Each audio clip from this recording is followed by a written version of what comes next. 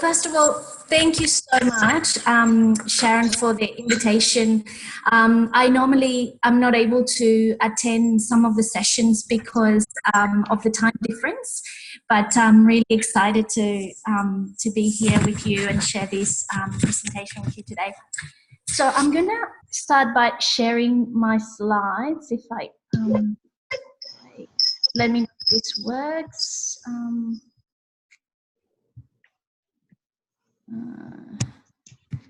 Does this work well? Perfect. Okay, wonderful. Okay, so I'm very excited to be able to share my ideas and current thinking around the topic of this presentation with you today. I'm really looking forward to discussing these ideas, and in particularly, I'm interested in receiving feedback around some of the key concepts, because normally the audience that usually attends these presentations are heavily involved in languages education.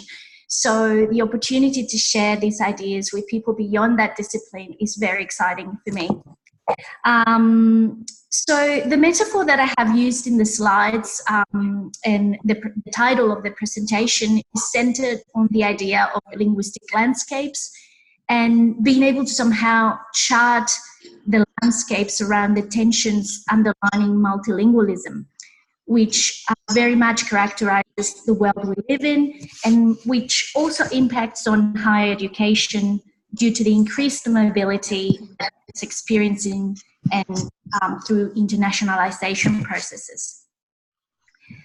So languages represent, for me, the lens through which I engage with the internationalization literature. I believe it is a lens that remains under-researched, and I hope to share and discuss with you some emerging literature across disciplines, from higher education studies, various branches of applied linguistics, and intercultural communication studies. I should also explain that my passion for languages is what's driven my research, but also my personal experience as an international student, from a non-English speaking background. My training as a foreign language teacher of English, my current position as a Spanish and Latin American studies specialist, but just generally as a languages studies advocate. And I think this is important to acknowledge because of the difficulty that using a languages lens might entail. We need to remember that when we talk about languages, languages are non-neutral. The labels that we use to qualify languages are foreign, heritage, minority, community, and also the way we label their speakers, native, non-native, emerging bilinguals. They're not neutral. They carry a lot of meaning that we often neglect to acknowledge and which we might complicitly reinforce. So I think it's always important to acknowledge what our role is in reinforcing, reproducing those sorts of labels. And to complicate matters, I think often when we talk about languages in higher education and within the internationalization or the mainstream internationalization literature, we often tend to think about English and perhaps only certain varieties of English, which results in the erasure of indigenous languages, sign languages, other kinds of languages, and ways to communicate. Now, even though I'm not a quantitative researcher, let me start by giving you a figure. I mentioned this in my abstract. I used the 50% figure there. So it is often reported that more than half of the world's population is bilingual, somehow multilingual, somewhat, which would make monolinguals the minority. But I should also say that this statistic is controversial as it is quite difficult to obtain reliable figures for comparison. But it is a rough estimation. Now, the way I used this percentage in my abstract was to represent the approximate number of students or percentage of students studying away from their country of origin who choose to study in a predominantly English country. Now, we know the US, the UK, and Australia are leading top destination for these students. This is a trend that has been described as an Anglophone asymmetry in mainstream internationalization literature. So if you're interested in obtaining more statistics around this, I found some really interesting sites which offer interactive maps, and you'll be able to access these through the slides. So in this particular slide, for instance, we see on the bottom right-hand corner the main countries where students are going to study, and there's where we see the US, the UK, and Australia topping the list. We also see France and Germany there, and my research mainly is concerned with countries where English is the predominant language, but we know that in European countries there are other issues around language, and particularly English as a medium of instruction, or EMI, which are worth exploring. So going back to the predominantly English-speaking countries that are the recipients of these international students, it is interesting to consider that it is in these countries where monolingualism is considered prevalent. So going back to that initial half of the world speaks more than one language, it is in this country where we often hear about the study of languages other than English being in a permanent state of crisis. So these are just some examples of relevant forces around this. So what starts to emerge underlining this asymmetry is the complexification of the linguistic profiles of receiver higher education institutions, and more importantly, the tensions around which this increased linguistic diversity is experienced by students and by staff as well. So these tensions are really important to explore, and they will be the main aspect that I will focus on now. So you may remember, or just as an example of the potentially extreme negative consequences of not addressing tensions in this increased linguistic diversity, we can go back to almost exactly 12 months ago, when in the US, when an email sent by an academic staff to a group of Chinese international students became viral. So you may remember this case, in which the academic warned the group of students in her program that there will be professional consequences, such as losing out on internship opportunities if they did not conform to speaking English while in their main research buildings, so areas on campus, and also in other professional settings. So while this happened in the US, I think there is a lot of anecdotal evidence which suggests this might occur in other contexts as well. So while universities in these predominantly Anglophone countries market their campuses' population diversity as a key point of attraction for international students, they tend to turn a blind eye to the linguistic diversity when it comes to engagement with scholarly discourses, except of course when it comes to public displays of interaction in another language, in which case they turn to policing kinds of behaviors.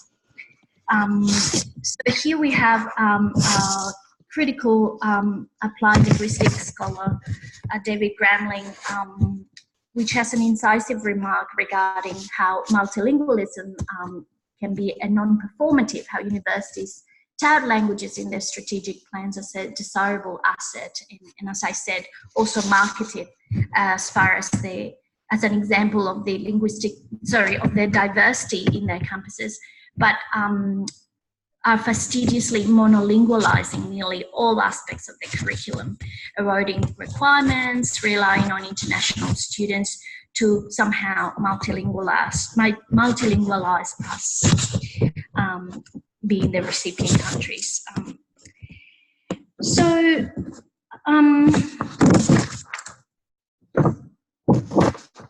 I think against this backdrop, therefore, we see that there are tensions that the internationalization literature has in using multilingualism as something that has a tangible market value.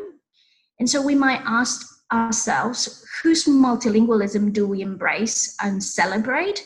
Whose multilingualism is valued? Whose multilingualism is policed? So in this context, these are some examples of the tensions that I've been able to observe. We see both international and domestic students being homogeneously conceptualized. And in both cases, there is a language as problem or a language as deficit that needs to be resolved. So if we think on the one hand of international students in the mainstream internationalization literature, the deficiencies are conceptualized around their lack of English language proficiency. But on the other hand, in the case of domestic students, there is also a problem of languages uptake within the dominant internationalization imaginary, ultimately renders these students less competitive, and this has been reported in the US in several publications as well, which has led many English dominant nations to consider modern and foreign languages education in a permanent state of crisis, and also rely on utilitarian discourses to encourage students to study a language for employability purposes, for instance. So, as such, despite the ostensibly super diverse multilingual environment they are immersed in, the needs of both so-called international and domestic students appear to be juxtaposed rather than considered as part of the whole experience for all of them on campus. So approaches to internationalization or to mainstream internationalization can therefore be seen as an instance of a monolingual habitus that constructs internationalization as something that occurs mainly through a single language, being English, and requires only knowledge of that language for full participation in the internationalized academy.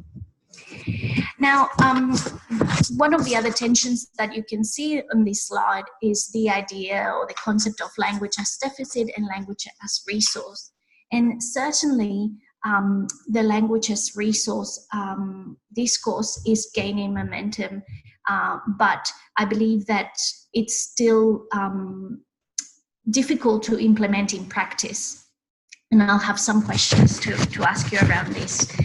So in the language as resource discourses, we see languages, of course, as a valuable resource in which we encourage students to draw on their mother tongue, on their language repertoires to engage with content knowledge, with activities, with assessment tasks, and so on.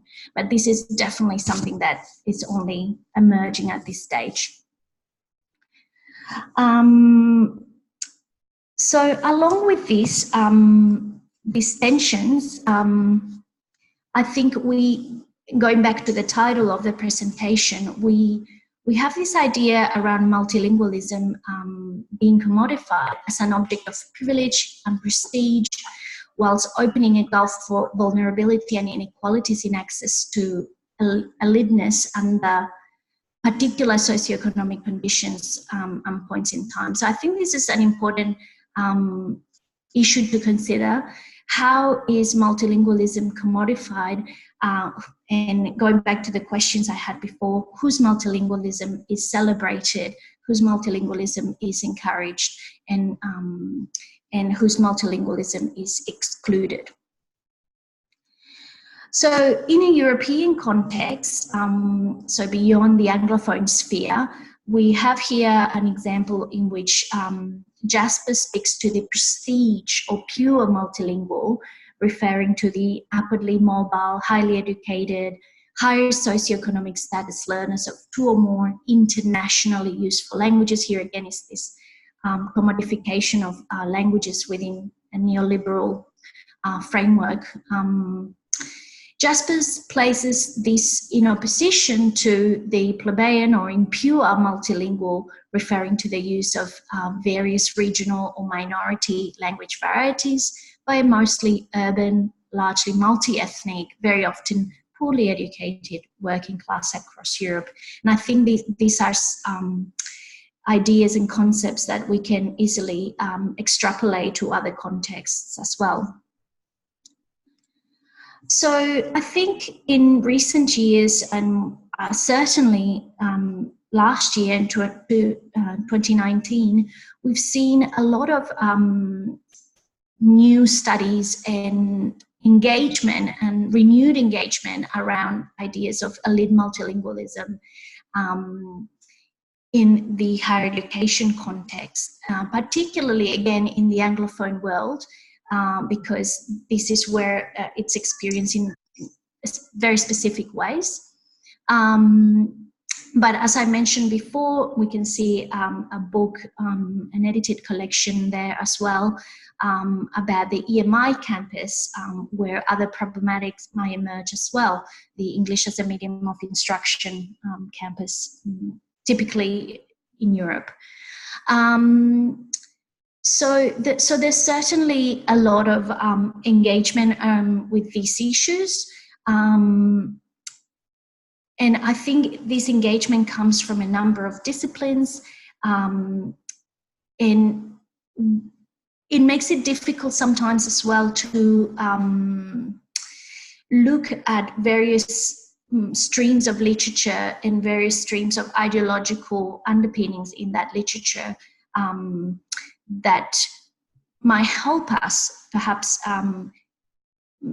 find some concerted ways forward in exploring these issues. But certainly it's really exciting to see that multilingualism and languages in general is becoming a lens through which the internationalization processes are being explored.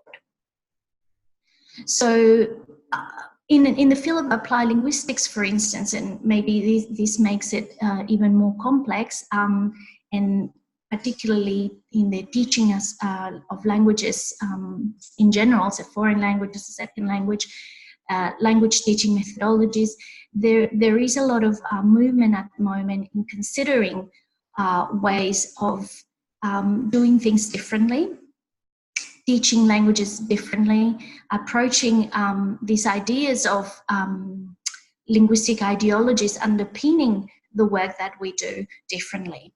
So just to give you an example, very concrete in relation to my work as a Spanish language teacher in Australia, one of the things that we explore with our students early on is this idea of studying Spanish. Why study Spanish? Why my students in my classroom study Spanish, and whether they think it is a privilege for them to be able to choose Spanish, or whether it is a privilege to become a fluent speaker of Spanish in a way that is celebrated, while there might be other speakers of Spanish whose ability to speak the language is not celebrated at all.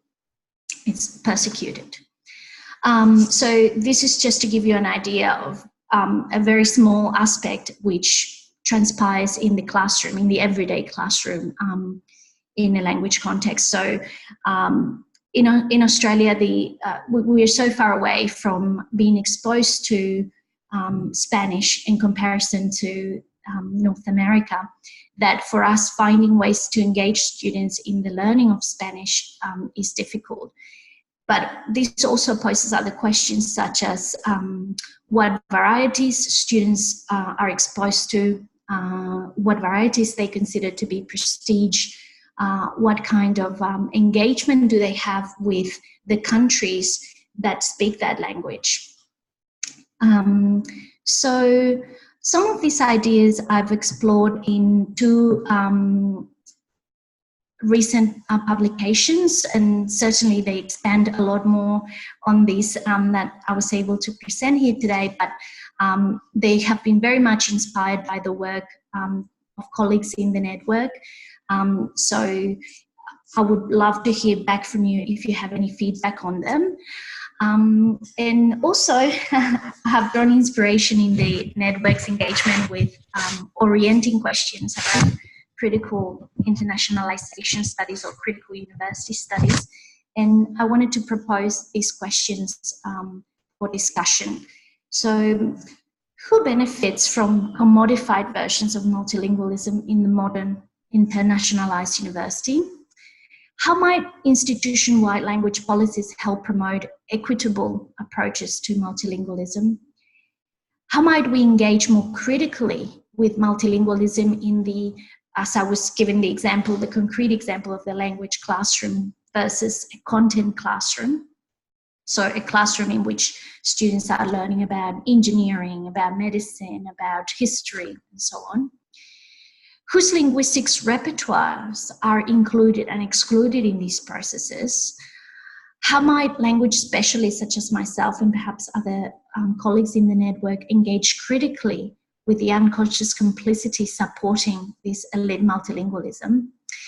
I should probably give you another example here of the kinds of strategies that a lot of language specialists end up using in order to promote their courses. So given the almost permanent state of crisis that I mentioned earlier on, a lot of language specialists tend to rely on utilitarian discourses to promote the study of their languages. So learn German, learn French for these particular purposes, perhaps, again, complicitly supporting the kind of elite multilingualism that I discussed today.